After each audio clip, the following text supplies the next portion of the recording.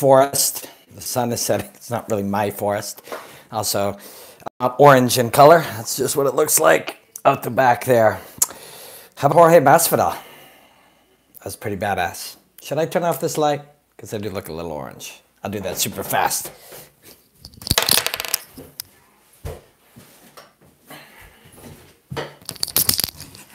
Not that anyone should care if I look super orange. Welcome to my home.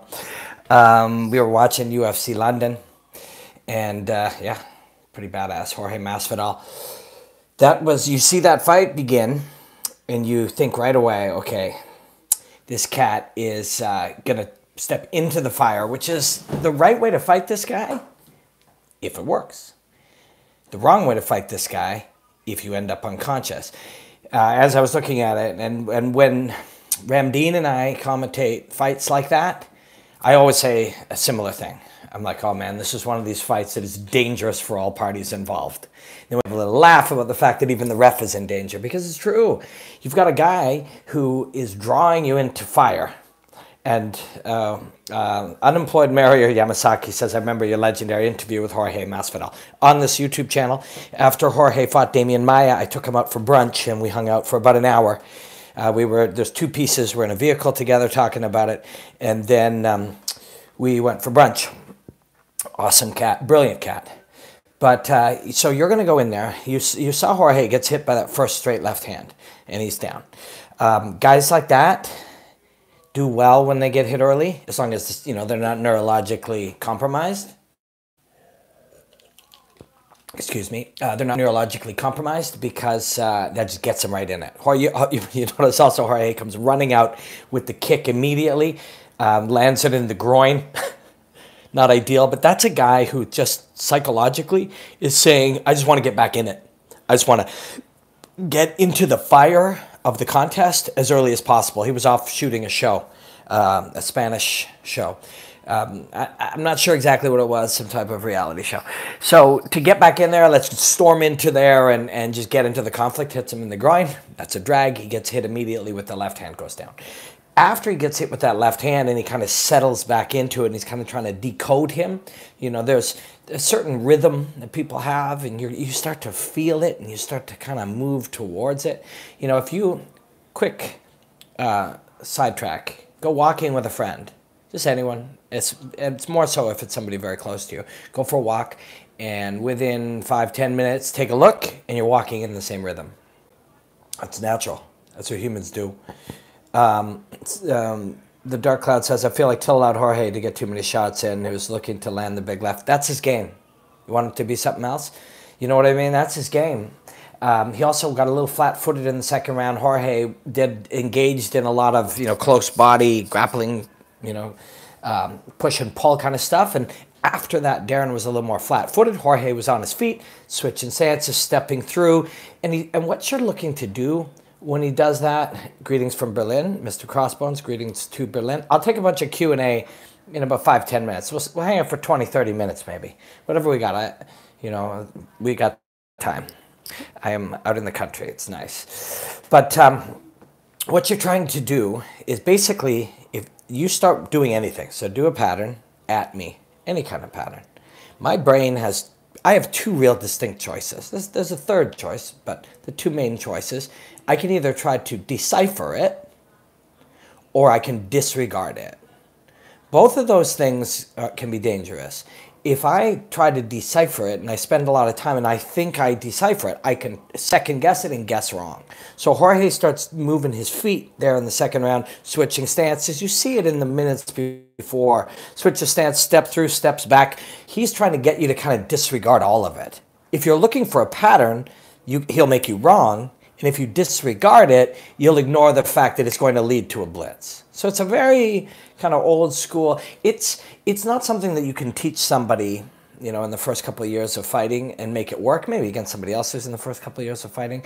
But it's something that happens when everything else is sort of working on autopilot. You can play games like this, work an extra little, you know, side hustle with the footwork, a little side trick, little pick a card, any card, and if he chooses not to pick a card, you punch him in the face. It's by design, and it isn't just running a play.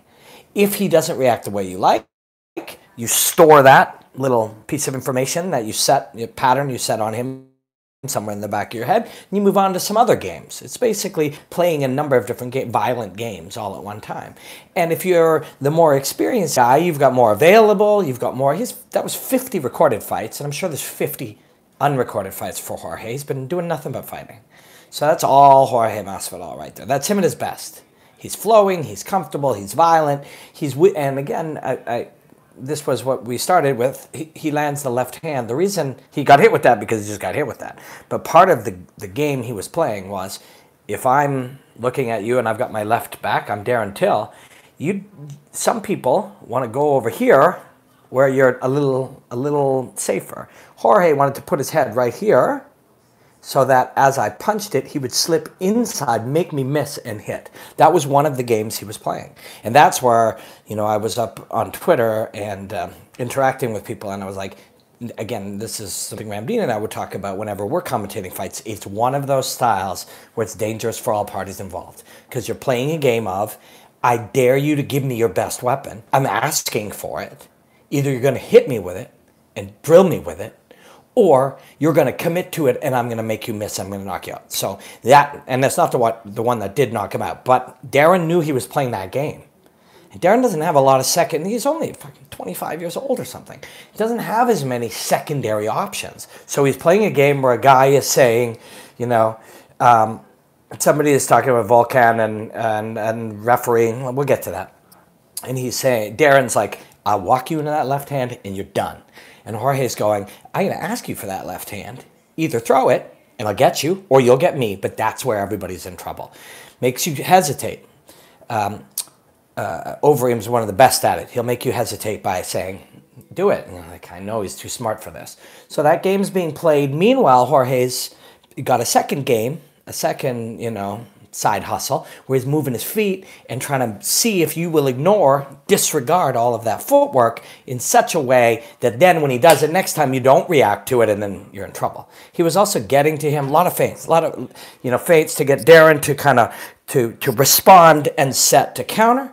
But he would freeze, and Jorge, actually, I literally just on Instagram did one of these today. It's a little elbow, and when somebody freezes, it's great. If it freezes or shells, if you're throwing a shot and I shell, I catch it.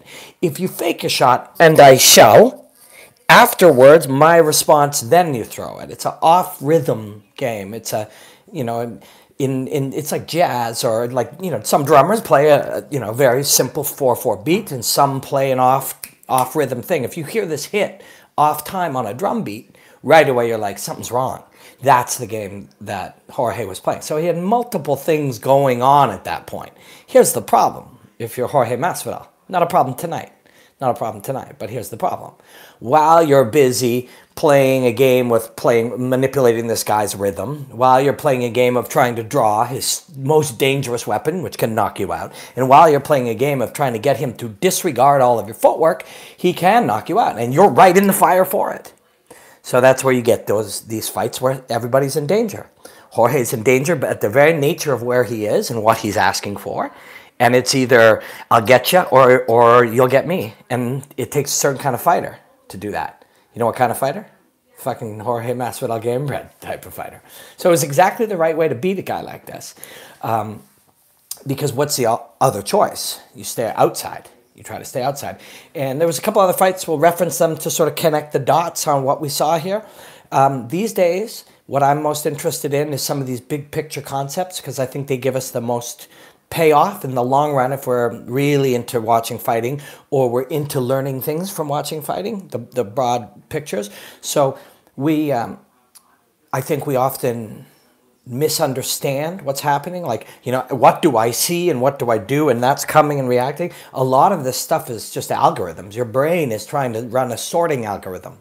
So Jorge Masvidal, and most fighters, whether they would verbalize it the way I am right now or not, what they know is that your brain is trying to sort all the different threats that I give it. And you won't be doing it consciously, going, okay, when I see his right shoulder move, that means this. When I see his left hip, you can't do that. It's too fast. It's like trying to do that when fastballs come, right? Your brain sorts it algorithmically in a way that's been trained. That over time, if you ask Darren, You know, what is it about understanding that a guy's throwing a right hand so you can make him miss and throw your left? He could not verbalize it. His brain has created sorting algorithms.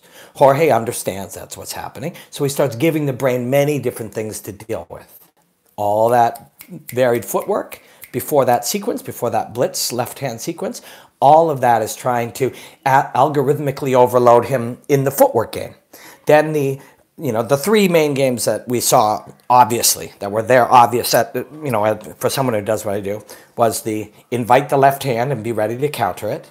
The off time, get him to cover and then hit him. You saw that early in round 2. And then while he's busy worried about all that, maybe he'll disregard the fact that I'm offering all these footwork changes and switch to southpaw a few times earlier in the fight. And all of a sudden, his young brain, very good, very talented, he usually leads. He leads it to things revolving around trapping you into walking into his left hand or playing with range or manipulating the range and elbow. Normally, Darren is leading you into these things. Jorge led him into these things, and his brain doesn't have the experience to decipher them all. And one of them was going to land. Although we could be having an entirely different conversation with one single left hand, which Jorge put himself in danger of. So that's where you get these fucking super wicked, awesome killer fights like this, is to do it in such a way.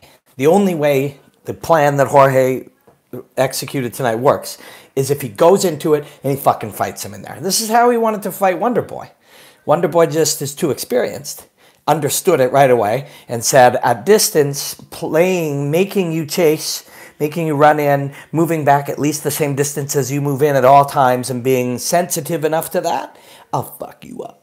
And that's what Wonder Boy did. And again, Wonder Boy has hundreds and hundreds and hundreds of contests where his main job as a point karate guy was don't get touched. Never mind don't get hit clean or don't get rocked or don't get touched. So he became very good at that. So all of these fights are different. These are the things that make these fights so beautiful. And this is how this one happened. Stance switches, yes, but it's almost, not almost always, it is always about my brain out-circuiting or outsmarting or tricking your brain. Always. Whether I land the first punch, like when Darren landed on Jorge, Darren's commitment to that left hand and Jorge's inability to get acclimatized to the speed and intensity, Darren's brain beat his brain. Almost always that's what's happening. And that's where everything lies. And the choices of how we step with our feet or how we use feints or what we do with space, all of that is just, it's all present, but it's not the important layer. That's just layers that we see. That's not what's really happening. That is just, it's like saying when you sleep, you are, you are lying down and snoring. Well, yes, you are lying down and snoring, but what's actually happening? What's happening with your body and what's happening with your experience? And these guys, it's a game of tricking each other's experience. And I don't mean experience of how long you fight. I mean the experience we're in right now. These are what makes this shit so fucking fascinating. What's interesting about starting to understand this to this level and starting to see it and look at it to this level, this applies to everything. Somebody's freaking out about something. Is it the thing or is it their emotion? Anyways, that's a conversation for another day. Somebody said Masvidal just beat up Edwards too. I don't want to know about that unless that's real. If you're referring to the fact that Edwards is saying he wants the winner of the main event, don't underestimate Colby. So Jorge's never fighting Colby. They're really good friends. O'Brien, will I come on your podcast? Yes, I will. You got to get a hold of me somehow. Remind me we had this conversation. Get me to follow you and then DM you, like on Twitter or something. And if I don't respond right away, just do it again and again. Gunnar and Volkan got robbed. Okay, let's talk about that real briefly. We're already 15 minutes in, and although I meander, and I think in abstract terms, by the way, if I'm too abstract for you, I have 600 one-minute breakdowns you can watch, where it's much more concise. Please follow me on Instagram at @RobinBlackMMA. I don't do UFC breakdowns there. I'm not allowed to. I do them on TSN up in Canada, But that's, and some of them get shared sometimes on ESPN's YouTube channel. Apparently, maybe the next one that I'm doing next week is about Wonder Boy and Pettis. Maybe that one will. I'll let you know. Okay, let's take some questions. Gunnar didn't get robbed. I think I agree. I thought Gunnar won round 3. Daniel, thank you, sir. Hey, thanks for all the kind comments and stuff. And it's cool. We got a couple hundred people hanging out. I'm just in the country here watching fights, chatting with friends. It's a fucking crazy world we live in right now that we can do this. What else do we look at? Okay, Volkan and Dominic Reyes. I was making notes. I didn't know that it would be a fucking super wicked, awesome, mega cool main event. And I thought if we were going to chat for 30 minutes, maybe we'd touch on some of this other stuff, which we're not going to. Talk about Masvidal's chin. I'll talk about what chin is in a second, too, while we're at it. Please, someone remind me. I don't have my pen. Oh, yes, I do. Excuse. Chin. Chin. Okay. Chin as it relates to experience and skill. Because it's not just how hard I get hit. We've talked about this on my YouTube channel, but I will talk about it again today because I think it's neat. And I think it means something to us. Volkan, somebody said one first and second. All I was going to say about this is I made some notes and I was like, you know, Jack Marshman, yeah, he won that. Mark Diakisi, we'll chat about him. That guy looks so good. Guy looks so good. So many ways to chat about that. And that was like Claudio Silva and Danny Roberts. Ref error, maybe. But that was an amazing fight. I loved it. Loved the way that they flowed through things. Danny Roberts just refused. There's a lot of situations where most people are done, and he refused. And so I'm writing these down, and then as that fight's done, even before the hand is raised, and I didn't have the sound on, I'm just taking in the movements and the moments. I just wrote Volkan over Dominic Reyes. Like, I wasn't keeping score. As I experienced the fight, I was pretty sure he won most of it. So I'd have to watch it again to see if there's any discrepancy. But Volkan, I thought, brilliantly. So Dominic Reyes, very quickish for me. Dominic Reyes is, when you see him come in, at one point, he wants to start to wrestle because it's not quite going his way. He comes in, he grabs the leg, presses down on the thigh with his chest, pops back up, threatens a thing, reaches the back, threatens that, goes to the body lock. And I could see him going, step 1, step 2, step 3, step 4, step 5. He did fail on that sequence, but I could see it plain as day. I've been in gyms. I fought 9 times. I was in gyms for, I'm in gyms every week now, and I was training as a professional athlete for 8 years of my life. I know how people train. He literally was going through the steps. He's still learning. When he's fighting from southpaw, and he's got height and reach advantage, and he's a super athlete, and he's executing plays, he's wicked. But I could see him going step 1, step 2, step 3, step 4, step 5. You're not beating the best guys like that. You're not. Although he won according to these refs, so good on him. He's 11-0. But the game now, he must be able to flow more freely than that if he's going to take that next step, and that's what he wants. He wants to be, I guess he's almost considered top 5. But if you are still step 1, 2, 3, 4, 5, as you're executing plays in real time, you're not going to beat, Alexander Gustafsson and stuff like that. And we didn't think he beat Volkan Ozdemir. Having said that, great athlete, really super willing. Volkan, very smartly, he pressures everybody. He's bigger, stronger, super athletic, and southpaw, reach advantage. Dominic Reyes, to get to 10-0, used all those attributes and pressured, broke guys, drove into them, backed them up. Volkan bullied him. When you face a bully, some of the best ways to deal with it is bully them. Somebody, Chris H. MMA holes. I don't know what that means. So you bully them. And you bully the bully back. And that's what you do. And that's what he did. And we thought he won. A lot of us thought. So my friend, Real, Hype Train Derailed, you've seen hundreds of people write that for years now. Often they are wrong. It's a knee-jerk reaction. It is a knee-jerk reaction. Darren Till did beat Wonder Boy. There's no train, and nothing has become derailed. And that's, that we just say that. That's a knee-jerk reaction. Aaron Pico lost his first fight, and I saw hundreds of people saying, hype train derailed. He just lost another fight. But he will fight again, and he will win. And this isn't, it's a continuation. It's a continuum. They get better. They train. They find challenges. Some nights they're stronger than others. We're humans. How good are you at your job every day? Perfect every day? Or some days better than others? These guys are like that. And that's where we are. So, anyways, so you asked about that one. I personally thought Volkan had won that fight. I thought he did it by bullying the bully. I also saw a little bit of still improvement there, although good on him. Super happy for Dominic Reyes. But a challenge when you have to be step-by-stepping these sequences of moves to fight. You can't do that at the top level, although he did it at the top level and he won, so good on him. Gunnar, I love to watch that guy fight. I do. I just love to watch that guy fight. But man, you give Leon all the credit on that one. All the credit. He like that one elbow, and he talked about it after.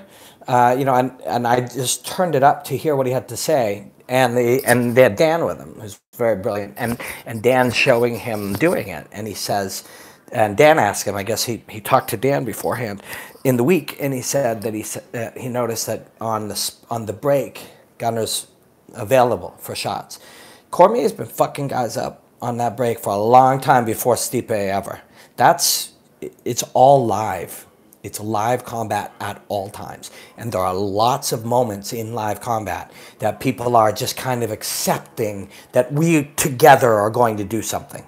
I've got your back and you're standing up and we just go up together. That's live. I can fuck you up there. As we separate in those moments, that's live. So those holes are being found and filled quickly.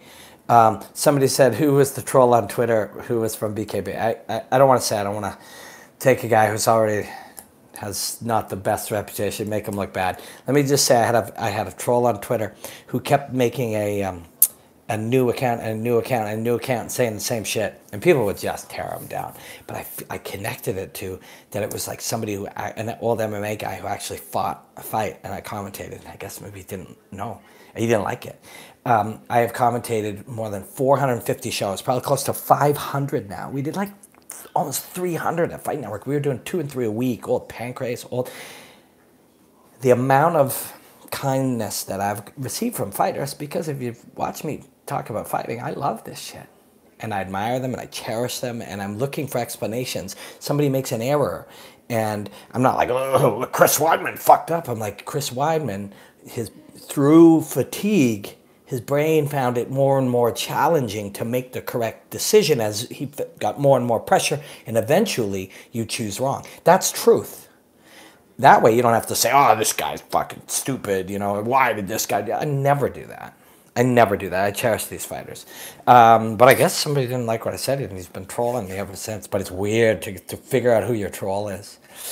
But I got plenty of them, especially if you do things a little different. Different isn't necessarily, everybody doesn't think different is good. Different is good if you like to explore and try new things and be challenged and try and fail. But different's not good to everybody. So I got plenty of them, but that was a weird one. But hey, if you just knew or you just don't follow me on Twitter or Instagram, you don't know anything about that. But trust me, it was exciting. What else we got? Mark Diakisi. You look at that one, and man, Joe Duffy, it's just super fluid, and people don't necessarily see. I've been in the rooms with Joe Duffy, watching him train many rounds. You know, over the last couple of years, I get to go to TriStar a good few times a year. I get to train there sometimes, and I see him, and he's really good, man. And for Diakisi to be able to take the right positions and pressure him and be on him at the end, crushing him, that's a breakthrough performance. Mark Diakisi, really like that guy.